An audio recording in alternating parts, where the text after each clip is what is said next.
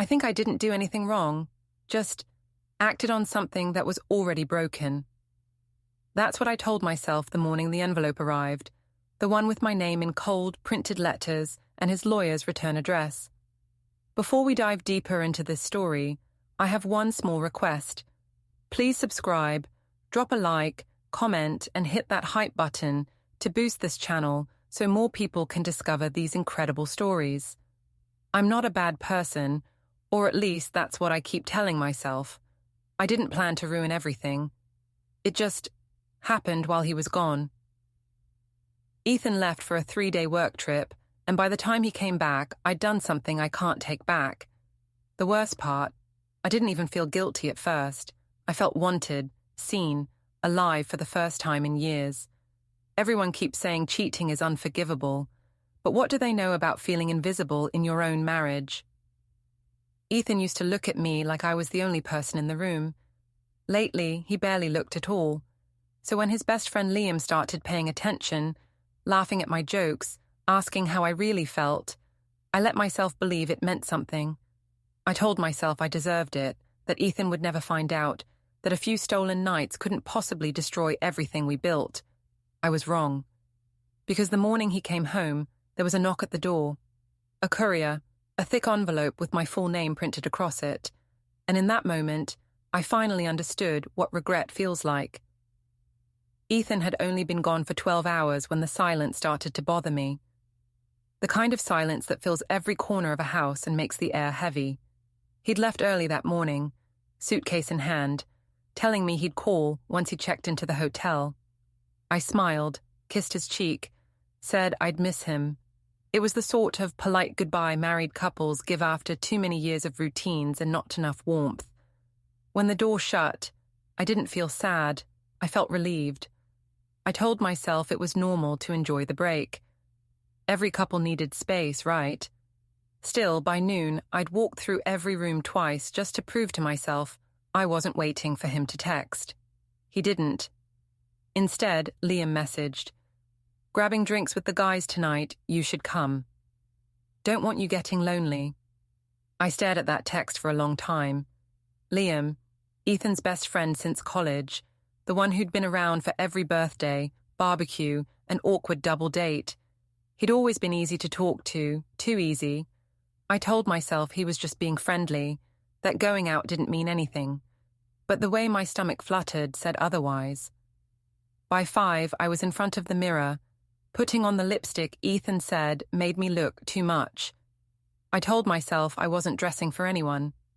I just wanted to feel good about myself. The lie tasted almost believable. The lounge was dim, crowded, and humming with laughter. Liam spotted me first. He looked surprised but pleased, that kind of smile that starts slow and stays warm. I said something about being bored at home, about how quiet the house felt without Ethan around. He nodded like he understood exactly what I meant. "You deserve to have fun," he said. We talked about nothing and everything. Old college stories, Ethan's work obsession, my job at the clinic. I laughed too loud, touched his arm too long. At some point, he leaned closer to say something over the music, and I didn't pull away. His breath brushed my neck, and the little voice in my head whispering, "Stop," sounded so faint I almost didn't hear it. I told myself Ethan wouldn't mind. He'd always said he trusted me. He should, hadn't I been loyal all these years? But that night, loyalty felt small compared to how good it felt to be seen. We left the bar around midnight. The air outside was cool, and I remember thinking I should call a ride, but Liam offered to drive me home. "You've had a few," he said, and I didn't argue. I watched the city lights blur past, my reflection in the window, smiling, reckless. When we pulled up to my house, he didn't turn off the engine right away. We just sat there, both quiet. "I should go," I said, though I didn't reach for the door. He nodded, but his hand brushed mine on the console.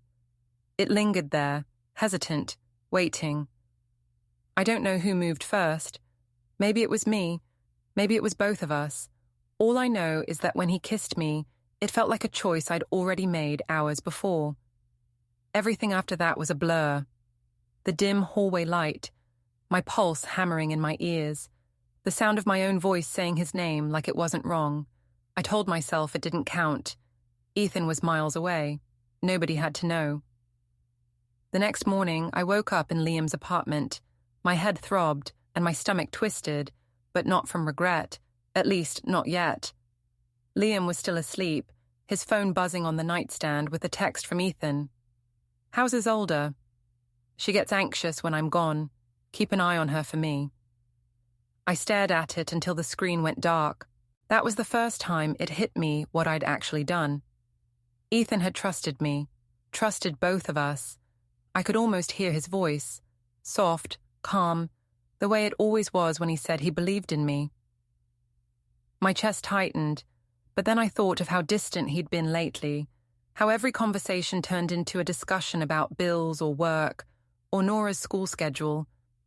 He never noticed my new haircut, never asked how I felt. Maybe I'd only done what anyone would do when they felt unloved. When I got home later, I washed the sheets, aired out the room, sprayed perfume just in case. I told myself it was for freshness. The guilt came and went in waves, mostly drowned out by the memory of how Liam looked at me, like I still mattered. Ethan called that evening. His voice was tired, familiar, and full of warmth I didn't expect. He asked how Nora was, if we'd eaten dinner. I told him we were fine, that I'd spent the day catching up on chores. He said he missed me. I said it back automatically, my throat tight. He mentioned he might come home a day early if his meetings wrapped up fast. My heart stuttered. After we hung up, I sat on the couch staring at nothing. I wanted to feel something sharp, guilt, fear, panic, but mostly I felt numb. The only thought repeating in my head was that I couldn't let this one mistake define me. People made mistakes all the time. Affairs ended, and marriages went on. Later that night, my mum called. I told her Ethan was away, and that I was just tired from work. She laughed and said, "You should have some fun for once. You've spent years playing the dutiful wife. He's lucky to have you." I smiled, even though something about her words made my stomach twist. Over the next day, Liam texted a few times.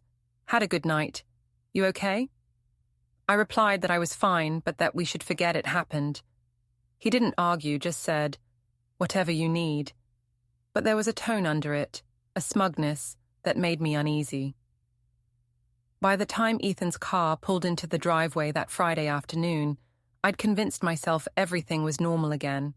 I wore his favorite blouse, cooked his favorite dinner, made sure Nora greeted him at the door with a hug. He smiled when he saw us, kissed my forehead, and told me he'd missed home. I laughed, but my stomach was tight. That night, after Nora went to bed, Ethan sat with me on the couch. He looked relaxed, happy even. He talked about work, about how Liam had checked in with him during the trip. "He's a good friend," Ethan said. I agreed too quickly. My heart thudded so hard I could barely breathe. When he finally went to bed, I sat there for a long time staring at the dark TV screen. The house felt heavier now, like the walls knew what I'd done. I told myself it was fine, that nothing had really changed. But when I walked into the bedroom, Ethan was already asleep, one arm thrown across my pillow. I lay down carefully, facing away from him. Somewhere around midnight, I thought I heard my phone buzz. I checked it. Liam again. "Miss you already." My chest went cold. I deleted the message and turned the phone face down. I wanted to believe the lie I'd built for myself, that this was just loneliness, that I hadn't truly betrayed Ethan. But deep down, I knew the truth had already started to move, quiet and unstoppable, like a crack running through glass. The next morning, Ethan mentioned he'd promised to invite Liam over for dinner soon. "We haven't caught up properly in months," he said. I smiled, told him it sounded great, and tried not to choke on my coffee. When he left for errands, I stood at the window watching his car disappear down the street. The house was silent again, but it wasn't the same silence as before.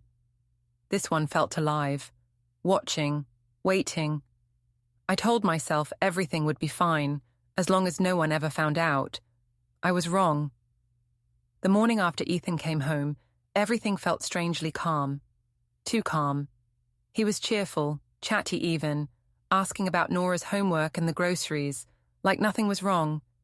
I tried to match his energy, laughing in all the right places, making breakfast like some perfect wife from an old movie. But my hands shook when I poured the coffee. Every sound felt too loud. The clink of the spoon, the scrape of his chair, the way his phone buzzed on the counter. He didn't notice. Or maybe he did, and that made it worse. Because Ethan had this way of hiding what he knew until the very last minute. I'd seen him do it at work dinners. When someone tried to take credit for his idea, he'd just smile and file the information away, then quietly make sure everyone knew the truth later. That quiet confidence used to make me feel safe. Now it terrified me.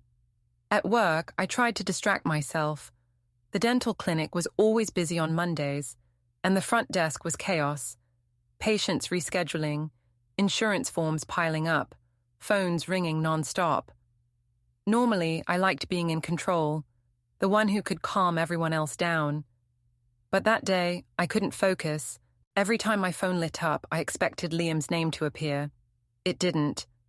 By noon, I almost wished it would, just to break the tension in my chest. Around 3, I checked my messages. One from Ethan, heading home early. Want me to pick up dinner? I stared at it for a full minute before replying. Sure, something easy. I tried to sound casual, but my stomach twisted. Why was he coming home early? He never did that. He liked his routine. Work, gym, home by 6:30. Maybe he really just wanted to surprise me. Or maybe he'd talk to Liam. I spent the next hour convincing myself I was being paranoid. Liam wouldn't say anything. It would ruin his friendship with Ethan. And even if Ethan suspected something, he had no proof. I'd deleted the texts, the calls. I'd been careful, or at least I thought I had. When Ethan walked in around 5, holding takeout bags, he looked tired but content. Long day, he said, dropping the keys on the counter. Thought we could just relax tonight. I smiled too brightly.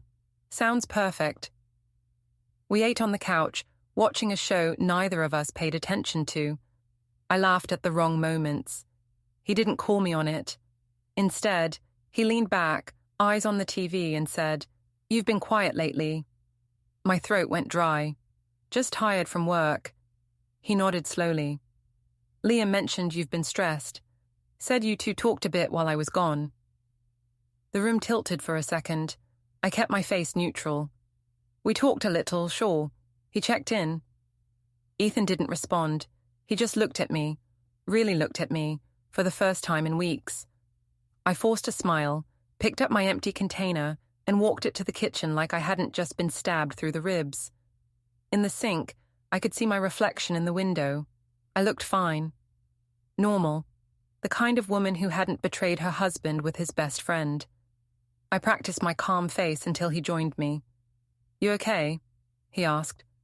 "Of course," I said. "Why wouldn't I be?" He nodded again, but his eyes lingered. Then he kissed my forehead and said, "You'd tell me if something was wrong, right?" That night, I barely slept. Every sound, the hum of the fridge, the wind brushing against the windows, made me flinch. I kept waiting for Ethan to say something, to confront me. But he didn't. He just slept beside me, his breathing steady, like everything was fine. By Wednesday, I'd convinced myself he'd moved on from whatever suspicion he'd had. Maybe he really didn't know. Maybe Liam had covered for me. The relief almost felt like forgiveness. I texted Liam that afternoon. "We're okay. He doesn't suspect anything." He replied an hour later. "Good. Probably best we keep some distance for a while." Some distance. Like what we'd done was just a minor misstep, something that could be filed away and forgotten. I wanted to believe that, but I couldn't stop replaying Ethan's expression from the night before. He wasn't angry. He was studying me. That weekend, my sister came over to help with Nora's school project. She noticed right away that Ethan was quiet, distant. "Is everything okay between you two?" she asked when he stepped outside to take a call. Of course, I said too quickly. He's just busy with work. She frowned. He doesn't look busy. He looks checked out. I forced a laugh. You're imagining things. But she wasn't wrong. Ethan wasn't the kind of man who exploded or accused. His silence was worse. It stretched out like a shadow over every room, every conversation. He stopped asking where I was going or who I was with. At first, I thought it was a good sign, that he was letting things go. But then I realized he wasn't asking because he already knew. On Sunday, my mother called. "How's Ethan?" He sounded a bit cold the last time I spoke to him. "He's fine," I said. "You know how men get when they're stressed." She sighed. "Just don't take him for granted, Isolde. He's a good one." I rolled my eyes even though she couldn't see it. "Mum, please, you always take his side." "Because he's decent," she said simply. "Not many men like that anymore." Her words lingered long after the call ended. I told myself she didn't understand what it was like, being stuck in a marriage where you feel invisible. But deep down, I knew she was right about one thing. Ethan was decent. Too decent for what I'd done. On Monday morning, he left early again. I went into the kitchen and found his coffee mug sitting clean beside the sink. That was unusual. He always left it for me to rinse. Beside it was a folded note. "Dinner tonight. Just us. No heart, no smiley face. Just neat handwriting and finality." I told myself it was romantic, that he was trying. But the dread in my stomach said otherwise. I spent the whole day obsessing over what he might say. When he got home, he was calm, polite, almost gentle. We sat across from each other at the table while Nora watched TV in the next room. The air was thick. He asked how work was. I said fine. He asked about my mom. I said she was good. Then he said, "I've been thinking a lot about trust lately." My fork froze halfway to my mouth. "About how fragile it is," he continued, eyes still on his plate. "How it takes years to build and seconds to lose." I tried to laugh it off. "You sound like one of those self-help books." He smiled faintly. "Maybe, but it's true." I told myself he was speaking generally, but his tone made my skin prickle. I changed the subject, asked about his work trip, pretended not to notice when he said, "Liam mentioned you seemed happier lately." After dinner, I called my mom just to hear a voice that wasn't his. I told her Ethan was acting strange. She said I was probably overthinking, that I should be kind to him. "Men feel things too, even if they don't show it," she said. Later that night, when I went upstairs, Ethan was sitting at his desk typing something. He didn't look up. I asked what he was doing. He said, "Just organizing a few things." When I pressed, he smiled and said, "You'll find out soon enough." That smile haunted me. It wasn't cruel, just tired, like someone who had already decided how the story would end. I lay in bed staring at the ceiling until I heard him come in hours later. He slid under the covers, not touching me. I wanted to ask what he was planning, but my pride wouldn't let me. Instead, I whispered, "I love you." He didn't answer. The next morning, he kissed Nora on the forehead, grabbed his briefcase, and left without looking back. When I walked into the kitchen, I saw an envelope on the table addressed to him, from a law firm downtown. My chest went cold. I told myself it was just work-related, but deep down I knew it wasn't. Something had shifted, and the ground beneath me was starting to crack. I had spent days trying to control the story. Now it felt like Ethan was writing his own version, and I had no idea how it ended. It started with a barbecue, the kind of easy weekend thing we used to love. Ethan suggested it out of nowhere, said it would be nice to have friends over, that we hadn't hosted in months. I said yes before I could think it through. Maybe I wanted to prove everything was normal. Maybe I wanted to prove I still had control of the story. By Saturday afternoon, the house looked perfect. The yard was spotless, the table set with matching plates and linen napkins. I wore a new sundress. The one Ethan had once said made me look too noticeable. I told myself I was reclaiming that word. He was calm, measured, moving through the motions of grilling like it was just another Saturday. If he was angry, I couldn't see it. That scared me more than shouting ever could. Our friends arrived just after 3, Mark and Elise first, then my sister and her husband, and finally Liam. I hadn't seen him since the night I texted him to keep his distance. The moment I saw his face, something in me twisted. He looked at me briefly, gave a small nod, then turned straight to Ethan, clapping him on the back like nothing had ever happened.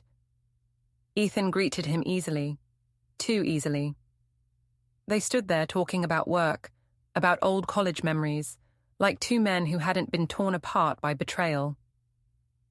I hovered near the patio door, smiling at jokes I couldn't hear. My hands trembled as I poured drinks. When I brought Ethan his glass, he smiled, polite, empty. The afternoon stretched into evening, the air thick with laughter and smoke from the grill. Ethan kept the conversation flowing, charming and unbothered. Every time someone complimented the food, he pointed at me and said, "Isolde planned it all. She always does." It sounded kind, but the way he said it, so even, so deliberate, made me feel exposed. At one point, Elise asked about his trip. Ethan smiled. "Productive," he said. "Liam kept me updated on things at home. He's dependable like that."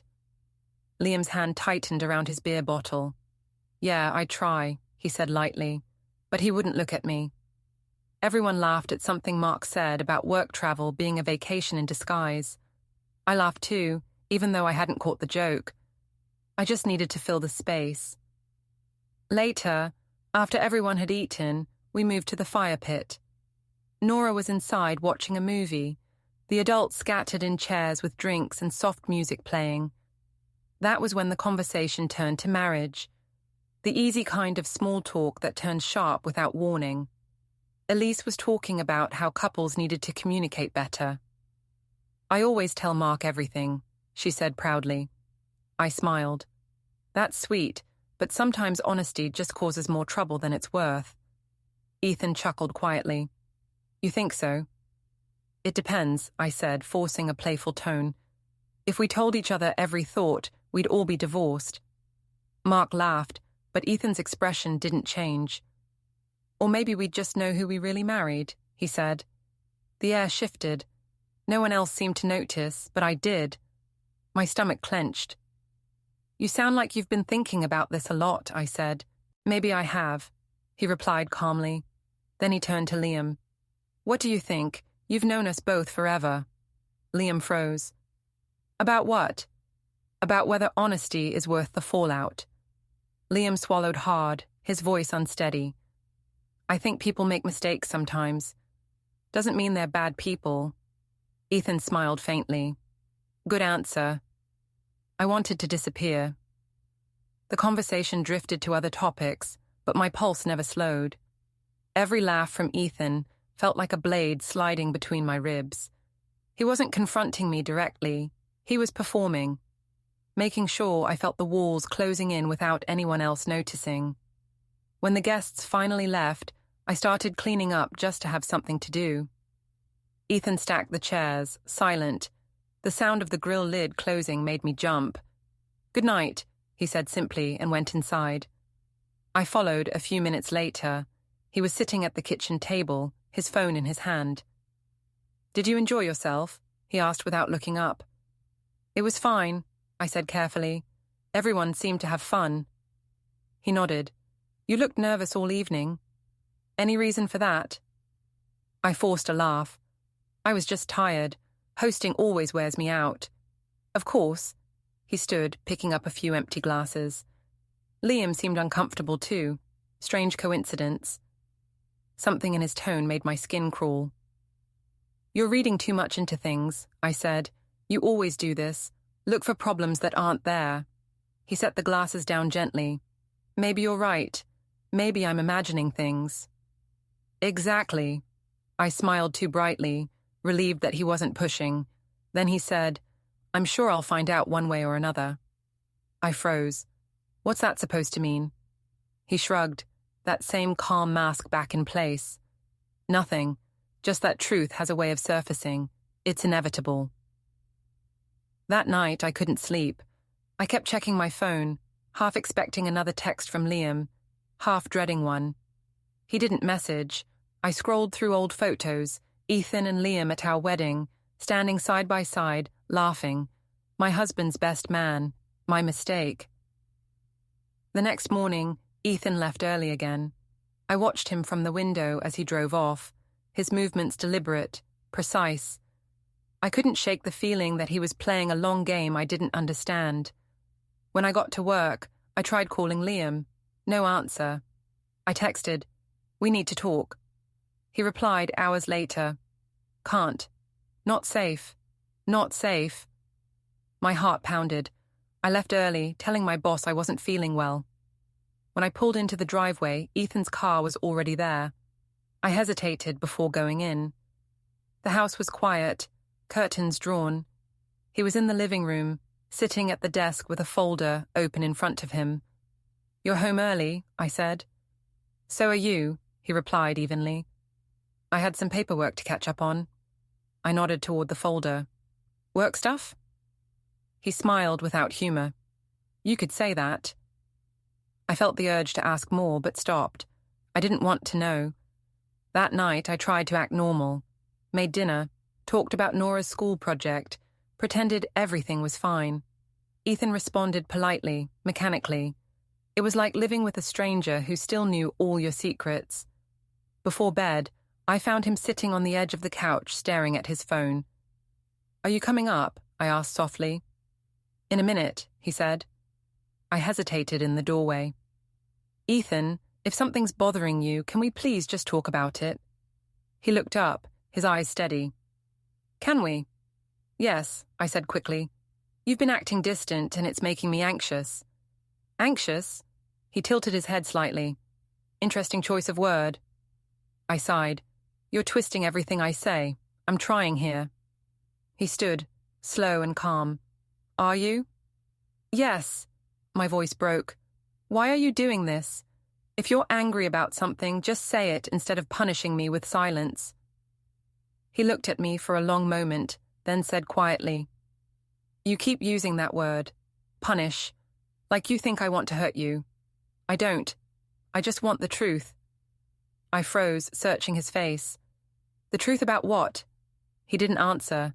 He walked past me, up the stairs, leaving me alone in the darkened living room. For the first time since the affair, I realized I wasn't in control anymore. Ethan wasn't yelling, wasn't begging, wasn't even confronting me directly. He was planning something deliberate. When I finally went upstairs, the bed was made neatly, untouched. He was sleeping in the guest room again. On his nightstand, his phone screen glowed with a new message before fading to black.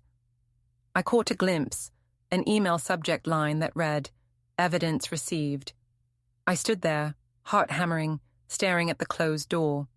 The silence in the house felt heavier than ever, pressing against my chest until I could barely breathe. Ethan wasn't just suspicious anymore. He was preparing, and whatever came next, I knew it wouldn't be a fight. It would be something worse, something I couldn't talk my way out of. The next week felt like walking through a dream that was slowly turning into a nightmare. Ethan spoke less and less, but he was never rude. He still made coffee in the mornings, still kissed Nora on the forehead before school, still asked if I needed anything from the store. But with every small act of normalcy, I felt myself unraveling. It was like he was rehearsing the role of a husband while quietly erasing the woman beside him. One evening, I noticed something new. His laptop, usually left open on the dining table, was now password protected. The financial folders we used to share on the family computer were suddenly locked. When I asked about it, he said he was just tightening up some things. That was his phrase, tightening up. It sounded harmless, but I could feel the edges of it cutting through me. At first, I told myself he was reacting to stress. Work deadlines, maybe. But then envelopes began arriving. Plain white ones with formal seals, always addressed to him. He never left them lying around. Sometimes he'd open them in his car before even coming inside. I tried to peek once, but he caught me. "What are you doing?" he asked quietly. "Just checking the mail," I said, pretending to shuffle through the envelopes. He held my gaze for a long time before replying, "I'd appreciate it if you didn't go through my things." It wasn't what he said. It was how he said it. Calm, controlled, like someone who no longer needed to raise their voice to make a point. That night, I texted Liam. "He knows something. I think he's talking to someone." Liam replied after an hour, "He's bluffing. Stay calm." But Ethan wasn't bluffing. I could see it in the way he looked at me, the faint, pitying smile that appeared whenever I tried to sound normal. He had the expression of someone who had already won an argument that hadn't been spoken yet. I started checking his movements, trying to predict his next step. He began leaving earlier for work and coming home later. When I asked where he'd been, he said, "Meeting someone about paperwork." I asked what kind of paperwork. "Just being practical," he answered. That word again, practical. By Thursday, my nerves were shredded. At dinner, I couldn't stand the silence anymore. Nora was upstairs, and the dishes were still on the table when I finally said, "Can we please stop pretending everything's fine?" Ethan looked up from his plate. "I didn't realize we were pretending," he said. I laughed, but it came out sharp. "You barely talk to me. You're hiding things. What do you want me to think?" He leaned back in his chair, eyes calm. "I think you already know what I'm doing, Isolde." My chest tightened.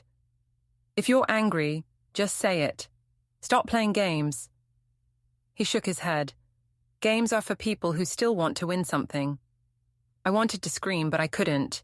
Instead, I whispered, "What do you mean by that?" He smiled faintly, almost sadly. "You'll understand soon." He stood up, took his plate to the sink and started washing it. The normality of it was unbearable. I wanted him to yell, to accuse, to feel something, but he didn't. He just went through the motions, quiet and careful, as if nothing between us mattered anymore. The next morning, I found an appointment reminder on the counter, a sticky note from his lawyer's office. The handwriting wasn't his. My hands trembled as I read it. Consultation confirmed, 9:20 a.m. That was when it finally hit me. He wasn't angry because anger was temporary. He was preparing for something permanent.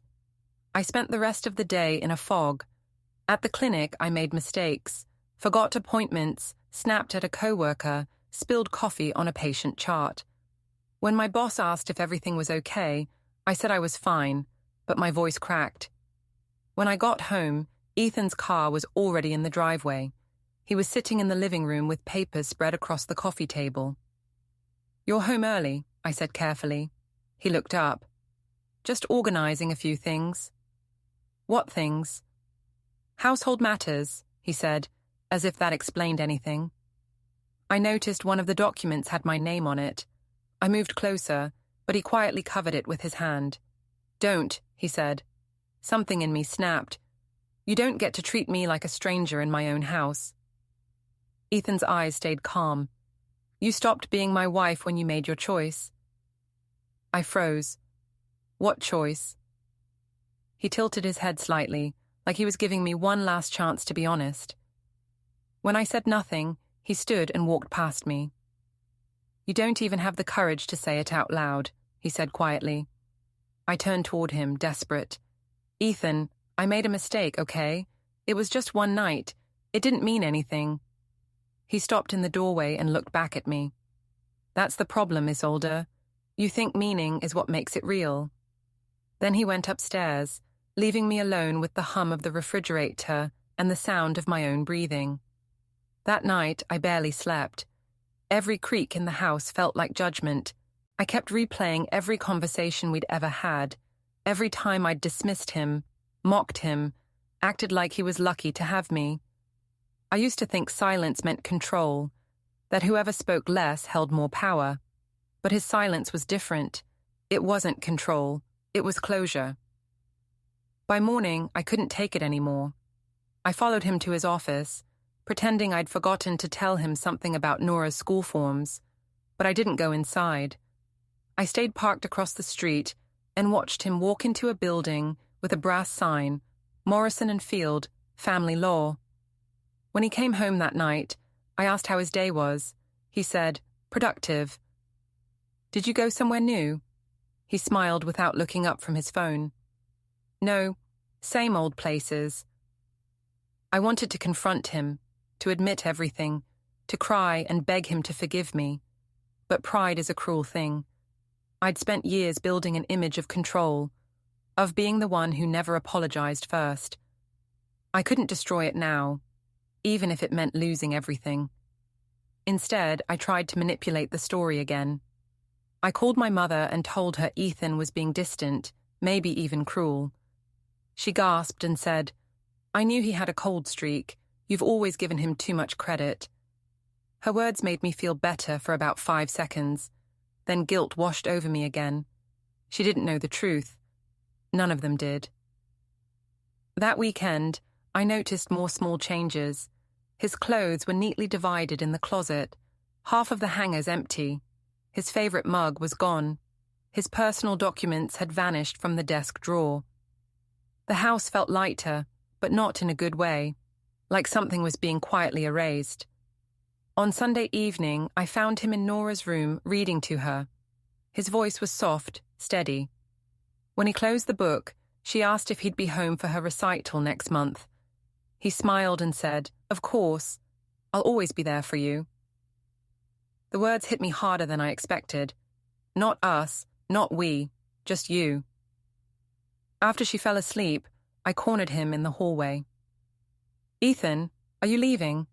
He met my eyes without flinching. "Not yet." "Then what is all this? The papers, the law office, the secrets. What are you doing?"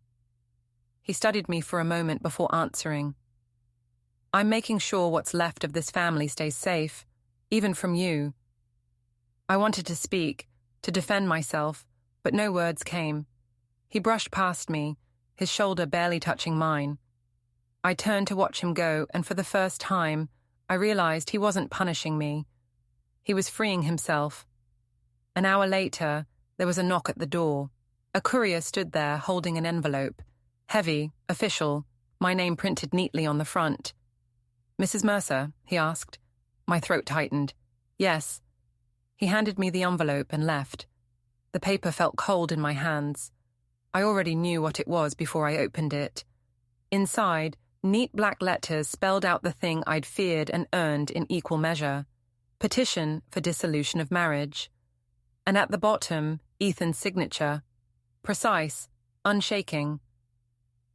For a long time, I just stood there in the quiet house, the sound of Nora's soft breathing from down the hall. I wanted to cry, but no tears came.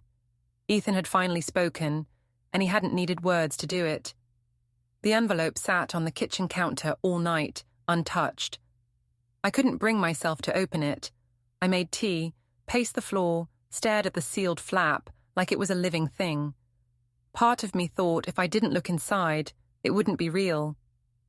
Ethan slept in the guest room again, door closed, no light coming from underneath. I wanted to knock, to beg him to talk to me, but I didn't. I just stood there for a while, listening to the faint sound of him breathing through the wall. In the morning, Nora came downstairs asking where her dad was. I lied. I told her he had to leave early for work. She nodded and went back to her cereal like nothing was wrong. Children accept silence easier than adults. They don't fill it with questions. When she left for school, I finally opened the envelope. My hands shook so badly I could hardly tear the paper. Inside were pages, thick, crisp, smelling faintly of printer ink. The first line was enough to take my breath away. Petition for dissolution of marriage. It looked clinical, almost peaceful in its neat formatting. My name printed beside his, divided by a single word, verses. I read every sentence even though I barely understood the legal language. He'd listed everything: dates, assets, custody plans, even the clause about the house. There were exhibits attached, photographs, call logs, screenshots of messages. My throat went dry when I saw Liam's name, our texts highlighted in yellow. Some part of me had always known Ethan had proof, but seeing it laid out like that made me feel stripped bare. There was a line near the end that made my stomach twist. Petitioner requests primary custody of minor child, Nora Mercer, citing emotional instability and misconduct by respondent. He was calling me unfit. Ethan, the man who once said I was the best mother he'd ever seen. The man who trusted me with everything. I sat there staring at the papers until my vision blurred. At noon, my phone rang. It was my mother. Isolde, what's going on? Ethan called me this morning. My voice cracked. What did he say? He said he filed for separation, that you'd understand why. I laughed weakly. Of course he did. Of course he wants to make me the villain. Sweetheart, she said softly, did you do something he can't forgive? Her tone was careful, but the question hit like a slap. It's not that simple, I said. He hasn't been the same for years. He stopped caring. What was I supposed to do? Live invisible forever? She was silent for a moment. Then she said, sometimes being unseen is better than being unfaithful. I hung up. I didn't want her judgment on top of everything else. That evening, Ethan came home exactly at 6. He looked calm, almost refreshed, as if filing for divorce had cleared some weight off his shoulders. I was waiting for him in the living room. So that's it, I said. You file papers and just go on with your day. He set his briefcase down gently. I told you this was coming. You didn't tell me anything, I snapped. You planned it behind my back like a stranger. He looked at me with quiet exhaustion. You planned something behind mine first. I took a shaky breath. It didn't mean anything. You don't throw away a marriage over one mistake. He studied me for a long moment before answering. No, you're right. I didn't throw it away. You did. I'm just cleaning up the mess. I tried to step closer, but he moved back, creating distance like a wall. Please, I said softly. We can fix this. I'll go to counseling. I'll cut Liam out completely. You already have, he said, his voice flat. He quit his job yesterday. He told me everything I needed to know. I froze. He talked to you? Ethan nodded. He wanted to make sure I knew it wasn't his fault. Said you were the one who started it. That's not true, I said quickly. He's lying, he's trying to protect himself. Ethan gave a faint, bitter smile. Exactly like you. I felt my chest tighten. I loved you, Ethan. He looked at me then, not angry, not sad, just empty. No, Isolde, you loved what I gave you, the version of yourself you could be with me. That's not the same thing.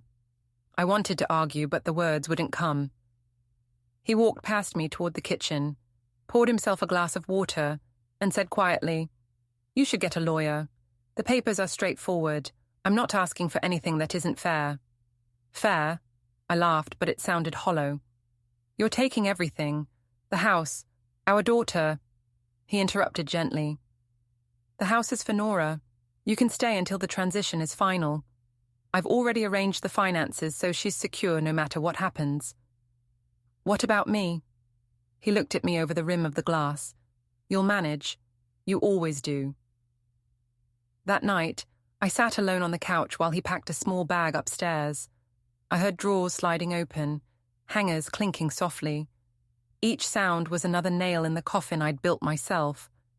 When he came down, he set his keys on the counter. I'll be at my brother's for a while, he said. Nora will stay here until the court hearing. I'll pick her up for weekends. So that's it? I asked. You don't even want to try? He paused at the door. I tried for years, Isolde. You just didn't notice. The door closed, and the sound echoed through the house like a gunshot. For 2 days, I barely moved. I didn't answer texts. Friends called after hearing from Ethan's family, pretending to be concerned but mostly curious. I could hear the tone in their voices, the polite disbelief of people realizing the story they'd been told wasn't the whole truth. By the 3rd day, I got a call from Ethan's lawyer. A woman with a calm voice explained the process, her tone professional and cold. I tried to sound collected, but my throat kept closing. When she mentioned the custody review, I almost dropped the phone. After the call, I went to Nora's room. She was drawing, humming softly. When she looked up, she asked, "Mom, are you and Dad mad at each other?" I forced a smile. "No, honey. We just need a little time apart." She nodded like it was the most ordinary thing in the world and went back to her drawing. I watched her for a long time, realizing that whatever version of family I'd imagined was already gone. That evening, I drove to Ethan's brother's house. His car was in the driveway. I stood outside for nearly 10 minutes before knocking. When Ethan opened the door, he looked surprised but not shocked. "Please," I said quietly, "I just need to talk." He stepped outside, closing the door behind him. "You shouldn't be here." "I need you to understand," I said. "I didn't mean to hurt you. I was lonely. You were gone so much, I thought—" He stopped me. "You thought I'd never find out." I looked down. "I thought maybe it didn't matter."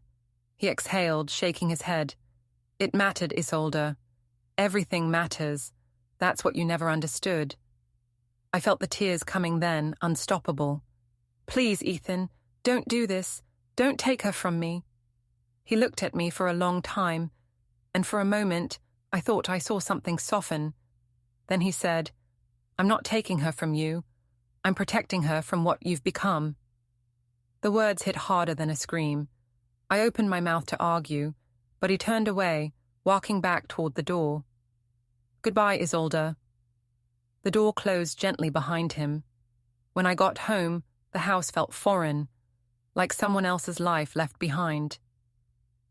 I walked through each room, our photos still on the walls, his coffee mug missing from the shelf, the faint smell of his cologne fading from the air. On the counter, the divorce papers lay open where I'd left them, his signature neat and final, mine still blank. I sat down, picked up the pen, and stared at the line where my name should go. My hand trembled, but I didn't sign. Not yet. Outside, a car passed, headlights sweeping across the walls, making the shadows move. For a second, it felt like the house was breathing. Ethan's words echoed in my head. Everything matters.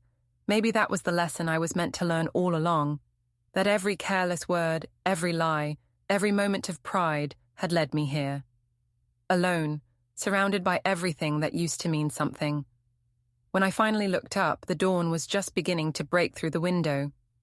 The papers were still in front of me, waiting. I reached out, pressed my hand against the page, and whispered. I didn't think it would end like this. But it had, and Ethan didn't have to say another word for me to understand that it was over for good.